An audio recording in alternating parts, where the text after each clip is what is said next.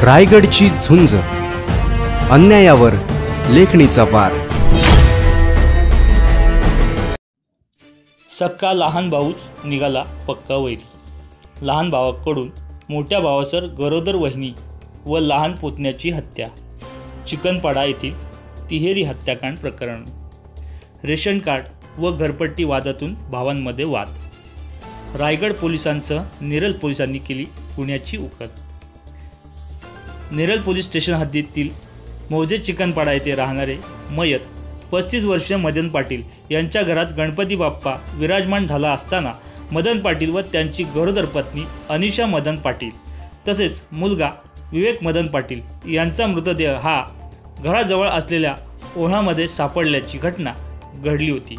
या सापडलेल्या तिन्ही मृतदेहांच्या अंगावरील झालेल्या घावांच्या जखमा दिसत असल्याने हे हत्याकांड की आत्महत्या असा प्रश्न उपस्थित होत असताना मात्र पोलिसांनी हे हत्याकांड असल्याचा संशय असल्याने या तिहेरी हत्याकांड प्रकरणी रायगड जिल्हा पोलीस अधीक्षक सोमनाथ घारगे यांच्या प्रमुख मार्गदर्शनाखाली कर्जत उपविभागीय पोलीस अधिकारी दुला टेले यांच्या नेतृत्वाखाली पोलिसांच्या 5 टीम तसेच अलिबाग गुन्हे अन्वेषण पथक यांच्या माध्यमातून तपासाचे सूत्र ही वेगाने फिरवत सदर तिहेरी हत्याकांड प्रकरणी मुख्य संशयित म्हणून मृत मदन पाटील यांचा लहान भाऊ हनुमंत पाटील याला पोलिसांनी चौकशी करता ताब्यात घेत व सदर गुन्ह्याची उकल होण्याकामी त्याची पत्नी व एका मित्राला ताब्यात घेतले होते।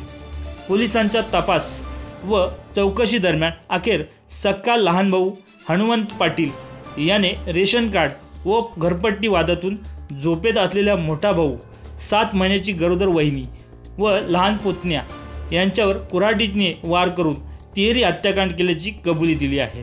या तिहेरी हत्याकांड प्रकरणी आरोपी लहान भाऊ हनुमंत पाटील याला पोलिसांनी अटक केली आहे।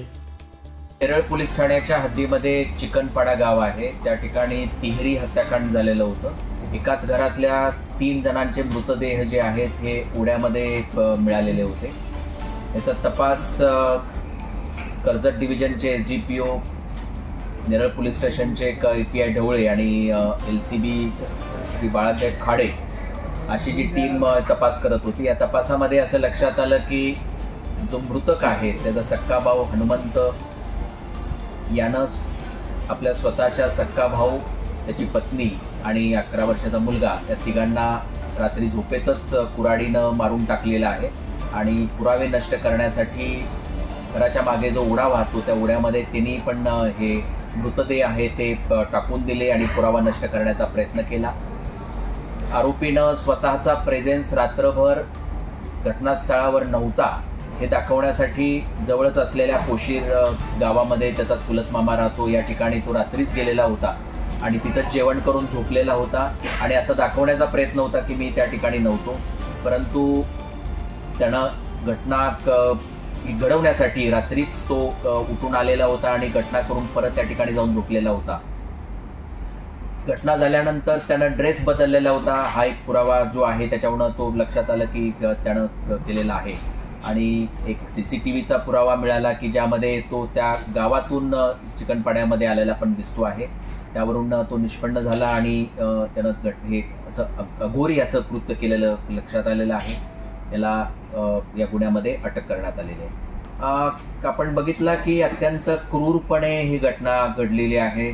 झोपेतच तिघांना मारण्यात आलेलं आहे। जी महिला मयत झालेली आहे, तर ती महिला जी आहे ते प्रेग्नंट पण होत्या। त्यानंतर जो लहान मुलगा मरण पावलेला आहे तो पण मायनर मुलगा आहे आणि अशा पद्धतीनं क्रूर अशा पद्धतीनं कृत्य केल्यामुळे आम्ही या आरोपीला जास्तीत जास्त शिक्षा होईल यासाठी आम्ही त्या पद्धतीनं तपास करू आणि त्याचं दोषारोपपत्र आम्ही सादर करू। आता जे कारण पुढे येत आहे ते त्यांच्या प्रॉपर्टीचा हेतू आहे। घरामध्ये घर जे होतं ते मृतकाच्या नावावर होतं आणि घराच्या विभाजनावरून त्यांच्यामध्ये वाद होते, रेशन कार्डवरून वाद होते। अशा पद्धतीनं पूर्वीचे वाद असल्याचे लोक बोलतात किंवा काही रेकॉर्डवरती गोष्टी आहेत, तर ते एक कारण दिसतो आहे। परंतु घटना जी आहे ही प्री प्लॅन्ड आहे, म्हणजे आरोपीनं जे आहे यासाठी प्लॅनिंग केलेलं आहे आणि मग म्हणजे अंजाम दिलेला आहे।